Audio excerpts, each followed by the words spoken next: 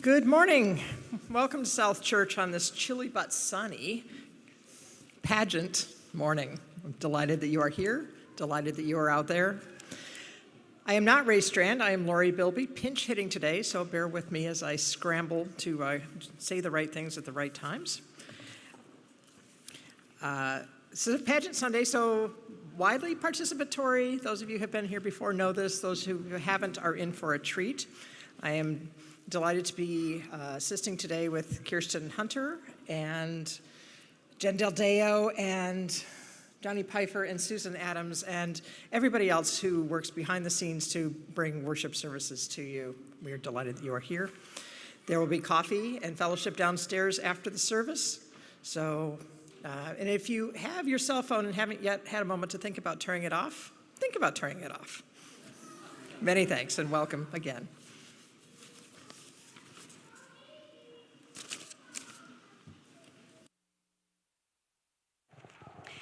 Good morning. It's Pageant Sunday. Few announcements before we get started. First, we will have 3 services on Christmas Eve, one at 5 o'clock, 7 o'clock, and 9 o'clock. And the one at 7 p.m. will be live streamed. That's the only one that will live stream. But then after that, you can go back and watch it after that. Also, on New Year's Eve, we'll be having a chili sale downstairs. Our senior youth group will be putting that on as a fundraiser. That is from 5:30 on. Fireworks are at 7:30, so come have some chili before the fireworks, and it'll be a nice warm dinner for you. Also, today is your last chance to donate to the Holiday Decorating Fund. In addition to helping cover the cost of the decorations, both inside and out of the church, which are gorgeous, your donation also gets you a listing in the Christmas Eve order of service to honor or memorialize your loved ones. Oh, and Sarah Showman would like to say something. Right over here. Thank you. She said all the mostly, I think, important stuff. I'm one of the co-chairs for the holiday decorating. And there's only just me. Anyway, there's a lot of people involved in doing this, and it's a fun activity, and we appreciate all of you who have contributed to the fund, and we want to make sure that you do know you can still donate, and you can do it online for those of you who are not here, and in honor of or in memory of somebody special. And thank you. I think that's it. Thank you. One more announcement before I hand it over to Jonny. The Alabama Learning Journey signups are now. So there will be an adult trip in March and a high school youth trip in late June. And we're signing up for both of those trips now. There's more info in the order of service for that. A message from John. Just to make sure I get all this right. My name is Jonny Peiffer, Director of Music Ministry here at South Church, and I'm excited to announce that starting this Tuesday evening at 7, right here, we'll be launching a music and spirituality group that myself and Jesse Lohr are putting together.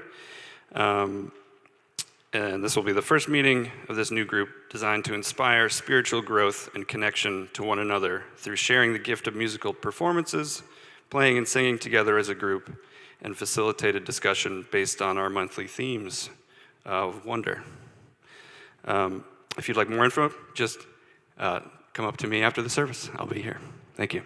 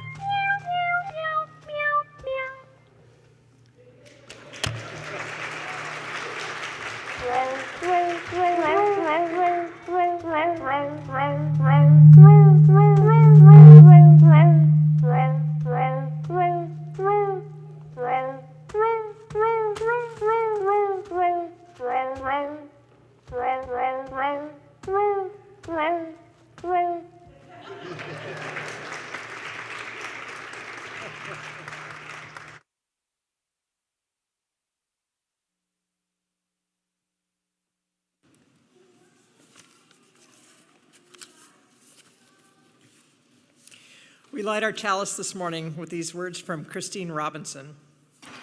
We gather this hour as a people of faith with joys and sorrows, gifts and needs.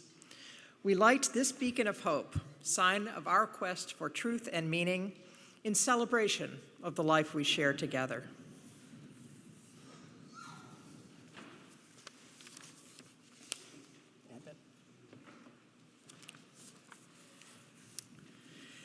And now we'll light our Advent candles, this being the fourth Sunday of Advent. We're there. Light now the Advent candle 1. The work of waiting has begun. A single flame, now shining bright, beams hope through the long stretch of night. Light now the Advent candle 2, since love is bringing something new, a baby to a family, and miracles for you and me. Light now the Advent candle 3. And people happy songs employ, we light a pink one on this day to signify the light of joy. And light now the Advent candle 4, a blazing light that shines for peace. Jesus has come to teach us love. May hope, love, joy, and peace increase.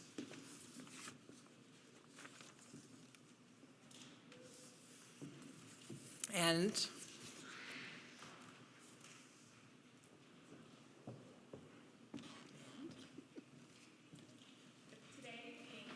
today being the first day of Hanukah, first night of Hanukah, Lauren Katz is going to light our menorah. This is an adaptation of words offered by Rabbi Yael from Away In. The Hanukah story shines with the power of hope and possibility. As the story relates, amid the rubble as the Maccabees reclaimed the desecrated temple in Jerusalem, only a small amount of oil was left for the menorah. The oil was lit not knowing what would be. And as the story goes, it burned brighter and longer than anyone thought possible. Hanukah encourages us to lift up the light, even when so much lies in ruin. Hanukah urges us to call on the power of the Spirit and keep rising even when so much feels lost. Do not get stuck in despair. A small act brings great goodness. Our words and deeds shine beyond anything we are able to see. Hanukah urges us to cultivate active hope, the willingness to act in times of great turmoil and be nourished by each other's goodness, love, and light. Hanukah urges us to be open to the miraculous, to welcome goodness and beauty, and to remember that just because we cannot yet see how healing can come to our fragile world, this does not mean the path won't open. Hanukah declares, dare to believe transformation. Let this direct your heart and soul.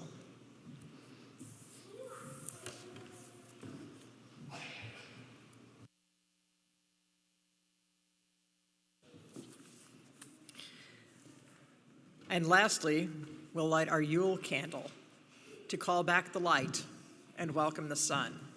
This is The Shortest Day by Susan Cooper. So the shortest day came and the year died, and everywhere down the centuries of the snow-white world came people singing, dancing to drive the dark away. They lighted candles in the winter trees. They hung their homes with evergreen. They burned beseeching fires all night long to keep the year alive. And when the New Year's sunshine blazed awake, they shouted, reveling. Through all the frosty ages, you can hear them echoing behind us. Listen, all the long echoes sing the same delight. This shortest day, as promise, wakens in the sleeping land. The carol, they feast, give thanks, and dearly love their friends, and hope for peace. And so do we, here, now, this year and every year. Welcome, Yule.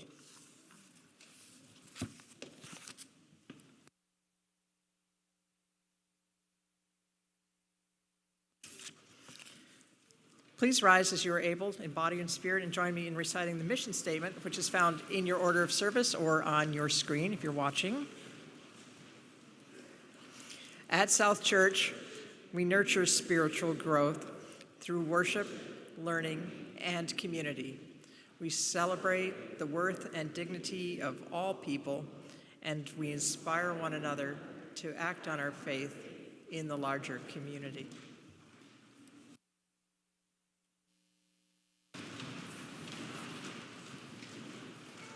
Okay, so it's happening. We are going to just give one last shout out. I am guessing by the demographics of the people sitting in the pews that most recruitment has already happened back there. But I do think we maybe need a few more people. So I'm gonna lift up, are there specific roles? We need at least 5 more people, Jen? 5 to 10 more people. So our pageant this year, just to let folks know, is sheep heavy. So, this means we really need some support in the sheep realm. As far as I know, we have already got some Josephs and Jesuses going out there. Each year, if you're new, we do what's called a pickup pageant here at South Church, which means we just grab people in the morning and throw a costume on them. I assure you, hijinks will ensue. It's all for fun and great spirit. And we're gonna sing a song while the folks that are back there finish getting their costumes on before we begin all of this joy. So I will invite you to open your hymnals. Our opening song is hymn number 255, There's a Star in the East.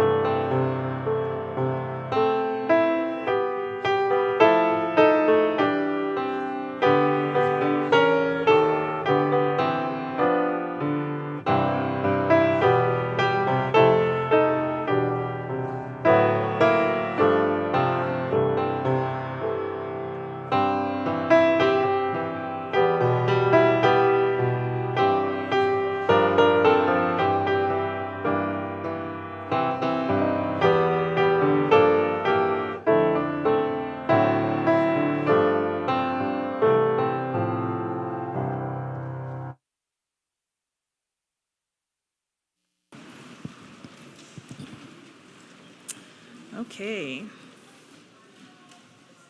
This has been an annual pageant tradition at South Church for many years, and it is a favorite service for many of us, myself included.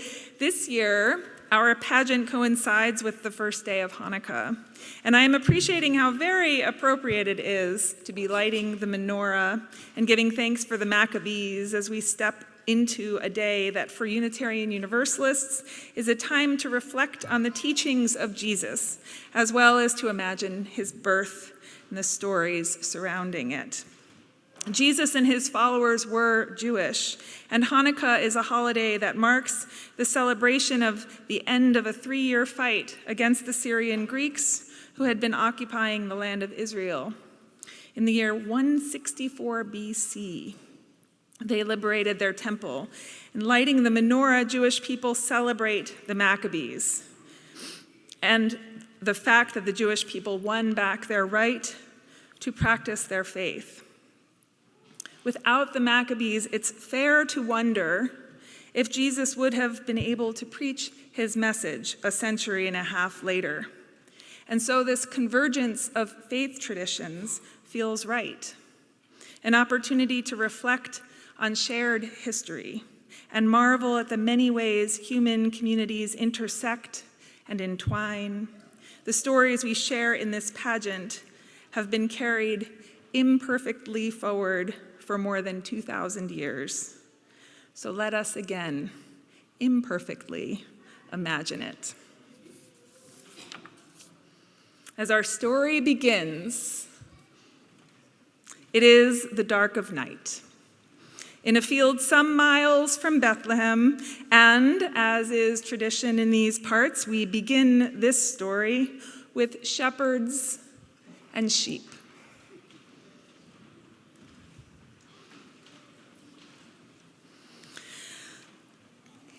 As we watch our shepherds come forward and move into this field where they will tend their sheep, sheep who are making sheep noises,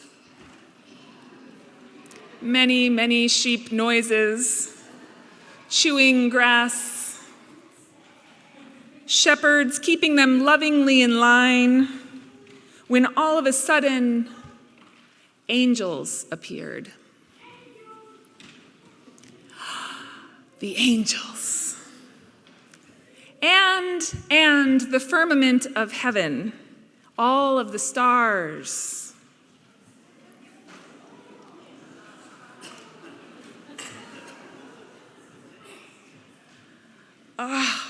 There they were, all angelic and beaming, swirling and flying, and the stars shimmering, so many stars. And the shepherds saw them and were amazed. They gasped. They bawed in amazement. The angels told them that unto them a child is born, that he was going to be a powerful and wise leader, that he was going to change the world. They shared all of this good news with hands outstretched, with their very expressive gestures.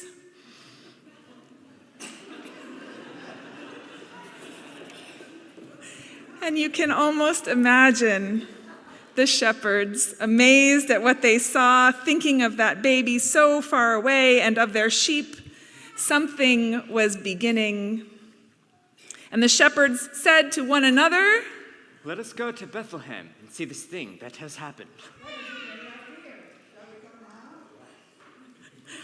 I'm just going to put that in the mic. Let us go to Bethlehem and see this thing that has happened. Shall we go now? Yes. And off they went to Bethlehem.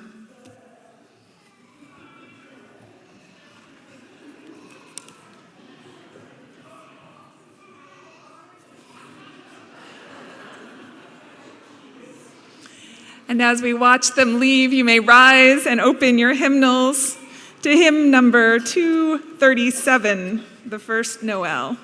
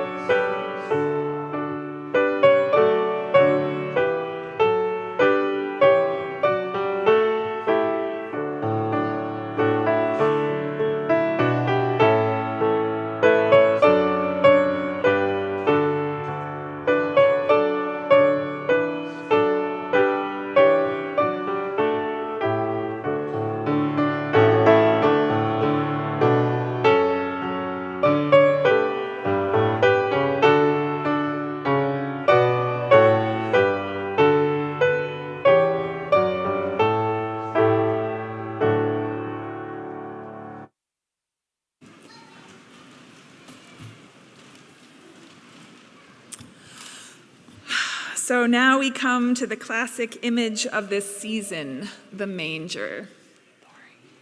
Laurie.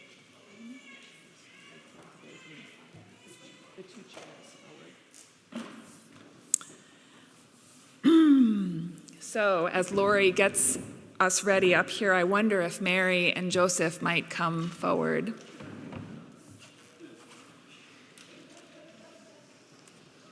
Oh, and a donkey to guide them.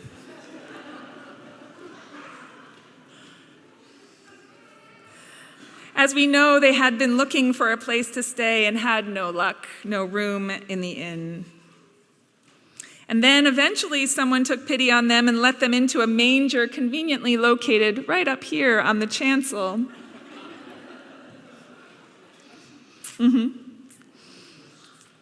As we mentioned, there were animals. I wonder if there is a sheepdog back there or any sheep, perhaps a cow. I hear them. That is a handsome collection of animals. And they gathered around near the manger. And in this place, as the story goes, the baby Jesus was born. It's a miracle.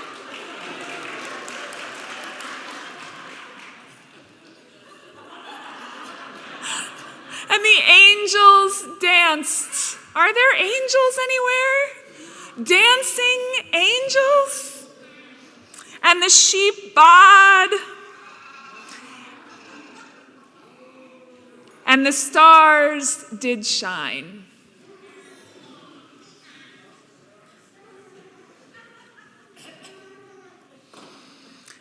And the story goes, born here, such a humble setting, so simple. We will talk more about who this baby became in a little while, but for now, it is enough to know that this man was not born into wealth and power. He was born into humble means. He belonged to an oppressed people in an occupied land. His mission in this world was to oppose those systems of oppression, to stand up against those who used their power to hold his people down. His mission, in part, was already here, in the manger, at his birth.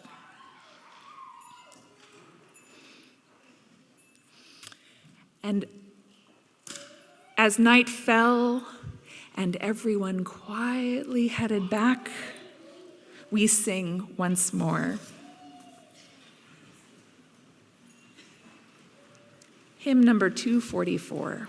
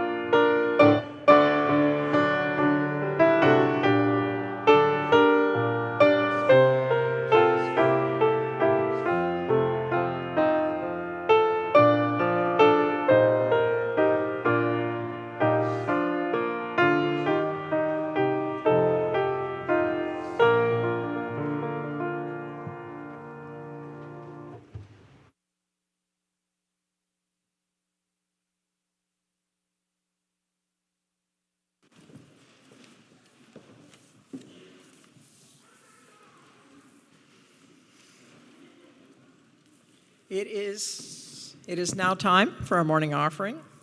Our shared plate this month will be split between the good work and good people of South Church and with the National Alliance for Mental Illness of New Hampshire. NAMI is a grassroots organization working to improve the quality of life for all by providing support, education, and advocacy for people affected by mental illness and suicide. The website, if you want more information, is printed in your order of service. There are many ways to give to South Church. You can mail a check to the church office at 73 Court. You can use the Vanco mobile app on your phone, and you can put cash, checks, and other valuables in the offering plates. Please give generously. Will the ushers now come forward?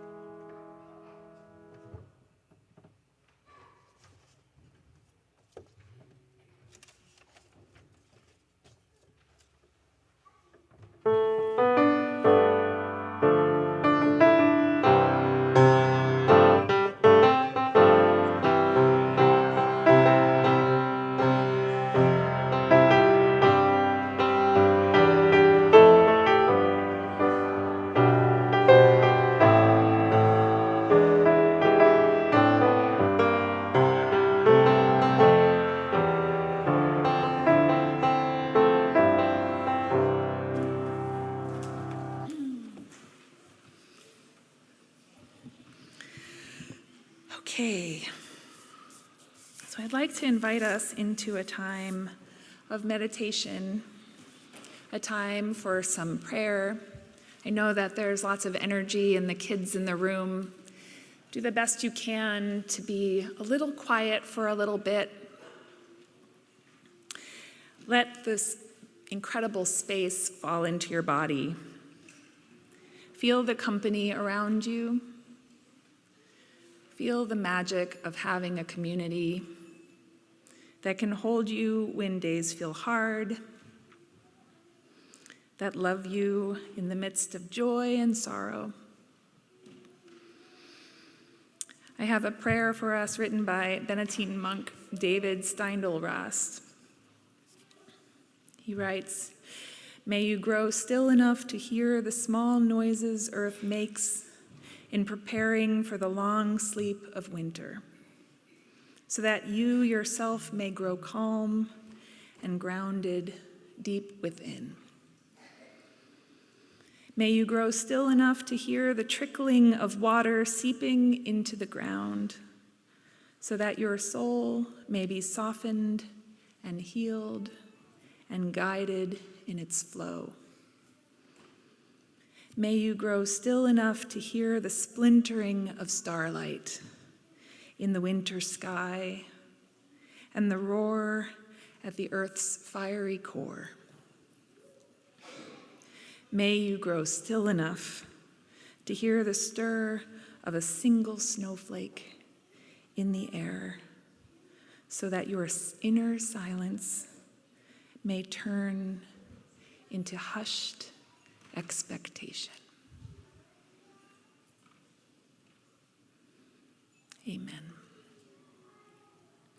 I will invite anyone who has a joy or a concern on your heart this morning to come forward and light a candle. If you are needing someone to talk with, we are here. Reverend Ellen and our pastoral associates are ready to hear from you. There are cards in the pews that you can fill out and bring forward with you, or please talk to one of us. You are not alone. You are loved. We are here.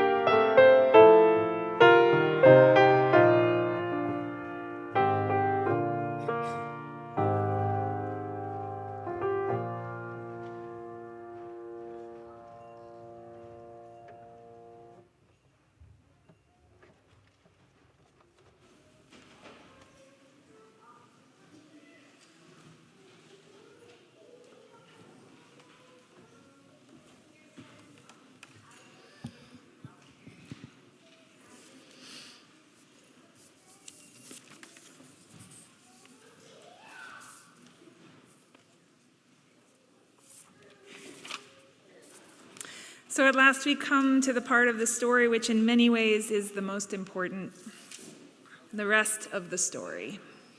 Everything that happened after Jesus is born. As Unitarian Universalists, we may have different beliefs about God and about Jesus' relationship to God, but we come together around a recognition that there is much to learn from the teachings of Jesus. And Jesus often taught in parables. Parables are a lot like poetry or music. They are powerful and lasting, in part because their meaning is open to some interpretation. One of these parables is the parable of the lost sheep. I wonder if Jesus would consider joining me up here on the chancel. Do you have a mic? Jesus has a mic. Do you guys know that? You can stand up on the step if you'd like. The parable of the lost sheep, according to Matthew, goes like this. Okay, sheep, go ahead. You can walk up and I'm gonna follow.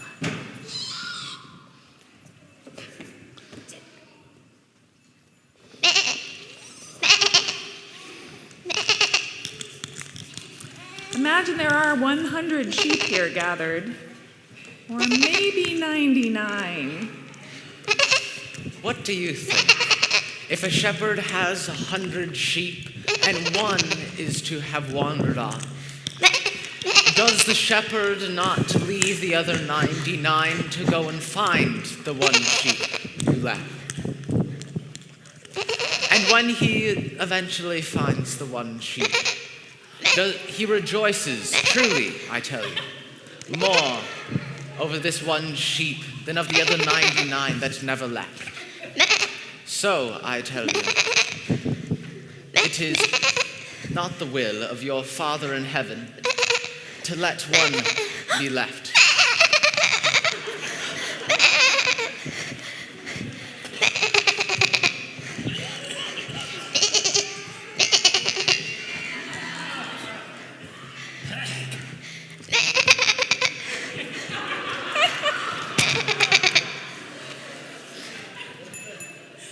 All of the sheep are welcome to settle right down, away from the flames. He found the one and truly rejoices over it more than the 99 that never went astray. Thank you, Jesus, for that teaching. What could it mean? There have been, you can sit too if you want, Jesus. It's up to you. You can stand. Excellent. And shepherd, keep an eye. Many interpretations of this parable focus on the behavior of that one sheep, that it has gone astray or has been deceived. But I love the interpretation I recently read by Amy Jill Levine, a Jewish New Testament scholar, who points out that it was very unlikely that Jesus would have been laying blame on the sheep in the story. It is, after all, a sheep. Sheep are natural wanderers. Rather, she suggests the blame or warning is to the shepherd, who has so many sheep that he can't keep track of them all. The parable is pointing out that those who have are more likely to fail to notice what is missing, she says. We need to take count, she says, not only of our blessings, but also of those in our families and in our communities. And once we count, we need to act. Finding the lost takes work. It requires our efforts, and from those efforts, that is where we find wholeness and joy. Do you hear that? Wholeness and joy. Sounds good to me. What does it look like to take count of the blessings in our families and in our communities and then to act?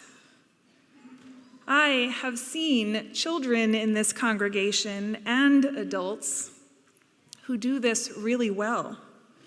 You take count and act on the blessings in our community when you notice someone is missing and ask about them.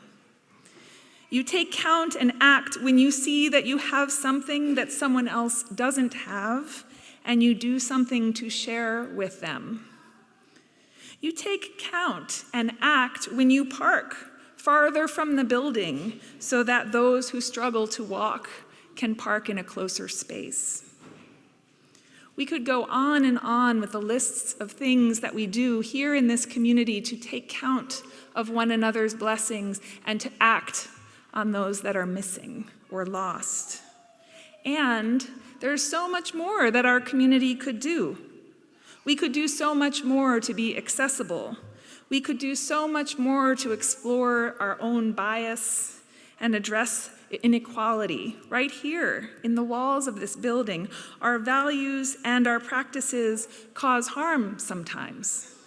We can be short-sighted. We can be messy. We can be selfish. But I hope that that doesn't feel discouraging, because it shouldn't.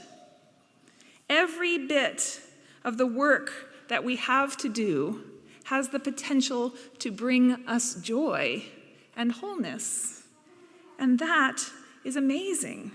Every time we recommit to a vision of an ever-widening whole, we have reason to rejoice. And this work of taking count in our families and our communities, it grows. It was by taking count in the world that disability activists were able to get the Americans with Disabilities Act to pass. It was taking count, followed by action, that became social movements like Black Lives Matter and advocacy for trans lives. Taking count and taking action is how we build a new way.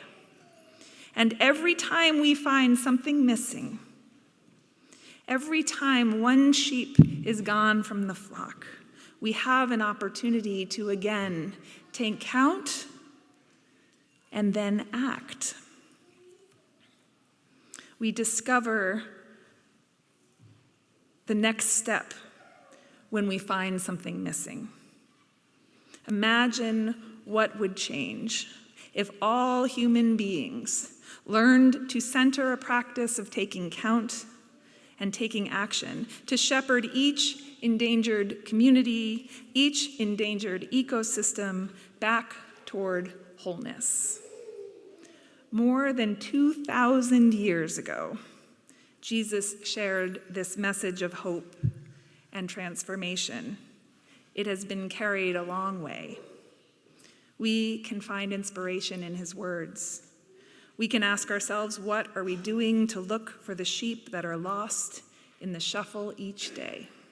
We can recognize that every life is precious and worthy of care. We can recognize that the goal of life isn't to have the biggest flock, but is to make sure that all of the sheep in our care are safe and sound. we are born to practice love. On this first day of Hanukah, as we anticipate Christmas next week, we give thanks for Jesus the teacher, for all that he was in his life, for these lessons which call on us to grow, to serve.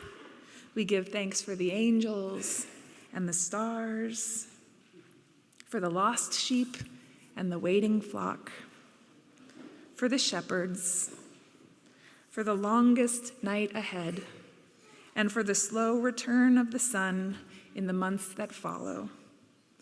We give thanks for all of you. Blessed be. And we practiced last week. We're going to sing as our closing hymn, hymn number 221, in the spirit of Hanukah, Light One Candle.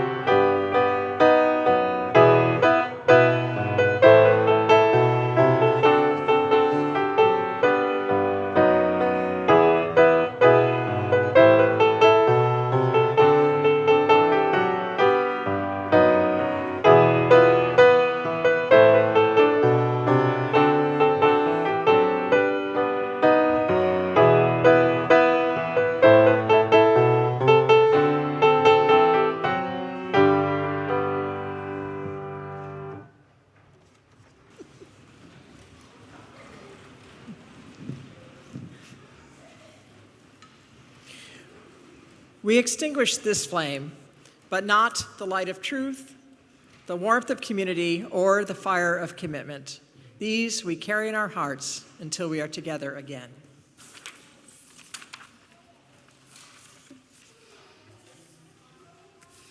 We are blessed in this life with the ability to build community with one another.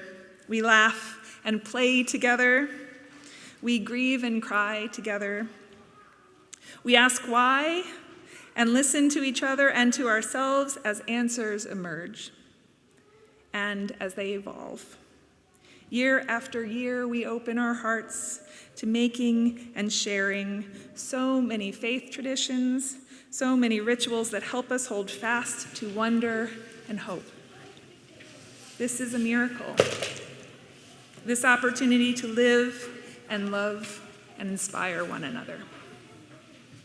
Thank you for the light that you each bring. Blessed be. excuse us. We have an announcement. Before whatever is happening next happens, would everyone please join us in singing hymn number Happy Birthday to Kirsten? Happy birthday to you. Happy birthday to you. Happy birthday, dear Kirsten. This is very embarrassing. Happy birthday to you. We love you. Woo!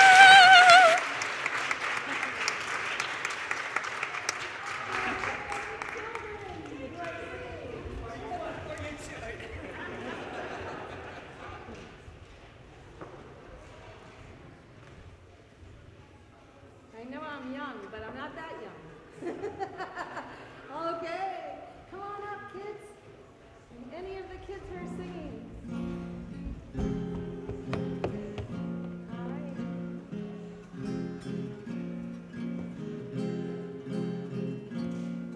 Sing we now of Christmas. All right, can you stand up? I know you must be tired. You've had long journeys. So everybody stand up, and that would be so great if you could stand up. There we go, and here we go. Sing we now of Christmas, Nowell sing we here. Hear our grateful praises to the babe so dear. Sing we Nowell, no babe is born Nowell. Sing we Nowell, the King is born Nowell. Sing we now of Christmas, sing we now Nowell. Angels call to shepherds, angels call to shepherds.